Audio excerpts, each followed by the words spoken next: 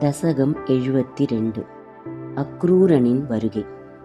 பாம்பரசனின் மேல் பள்ளி கொண்டிருப்பவனே, நீ கோகுலத்தில் இருப்பதை நாரதரால் கேள்விப்பட்டு மனம் உடைந்த கம்சன் உன்னை கொல்ல திட்டமிட்டு துணர் யாகம் என்ற வேள்வியை காரணமாக காட்டி உன்னை அழைத்து வருமாறு காந்தினியின் மகனான அக்ரூரனை அனுப்பினான்.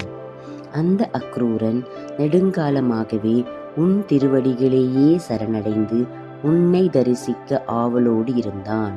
அரசனிடம் உள்ள அச்சத்தால் உன்னை காண இயலாமல் மனதிற்குள் தவித்து கொண்டிருந்தான். ஆனால் இப்பொழுது அரசனே கோகுலம் செல்லும்படி கட்டளையிட்டதனால் உன்னை காணும் பாக்கியம் கிட்டியதால் பேரின்பத்தை அடைந்தான். பாக்கியசாலியான அந்த அக்ரூரன் தேரில் ஏறி உன் இருப்பிடத்திற்கு செல்லலுற்றான். பக்தி பெருக்கால் தன் மனதில் உன் மீது வைத்திருந்த எண்ணங்களை அடிக்கடி நினைத்து சுவைத்தான். உன்னை காண்பதற்கு முன்பு அதற்கு கம்சனால் இடையூறு உண்டாகுமோ என்ற அச்சத்தால் அவன் இஷ்ட தெய்வங்களை வேண்டிக் கொண்டான். அவனுக்கு வழிநெடுக உன்னை பற்றி சிந்தனையே தவிர வேறு சிந்தனையே இல்லை.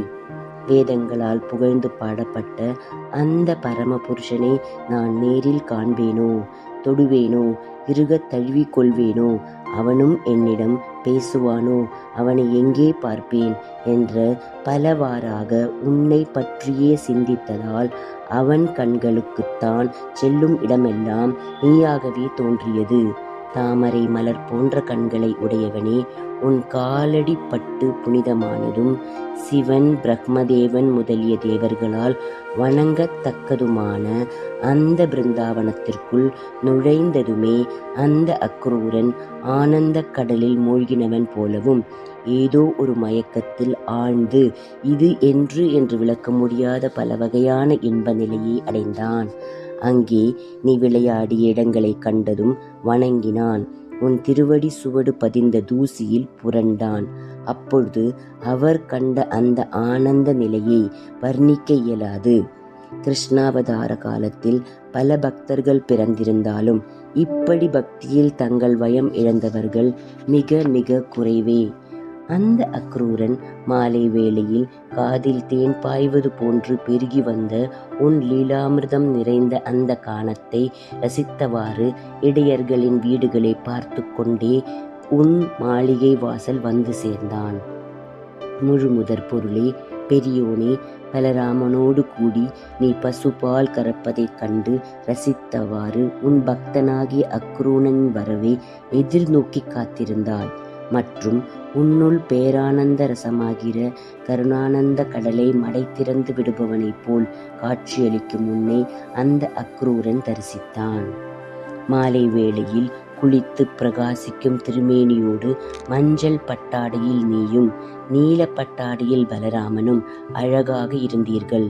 அளவாக ஒரு சில அணிகளையே அணிந்திருந்ததனால் அழகிய தோற்றத்தோடும் புன்முறுவலுடன் கனிந்த முகத்தோடும் விளங்கும் உங்கள் இருவரையும் அக்ரூரன் கண்டான்.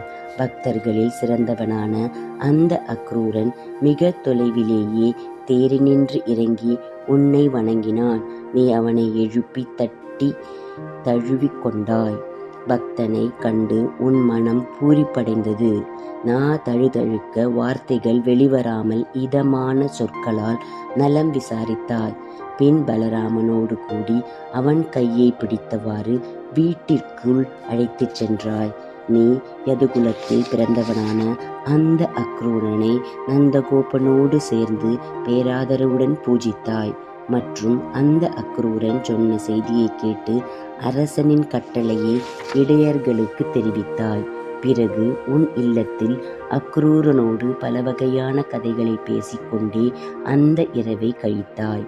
குருவாயூரின் தலைவனே, அன்று தங்களை சந்திக்க வராததால் அந்த கோபியர்கள் வஞ்சகன் கண்ணன் சந்திராவின் வீட்டிலோ, ராதையின் வீட்டிலோ, மித்திர விந்தையின் வீட்டிலோ தான் காலம் தாழ்த்தி கொண்டிருக்கான் என்று அவர்களுக்குள் பேசிக்கொண்டு உன்னை சந்தேகப்பட்டார்கள்.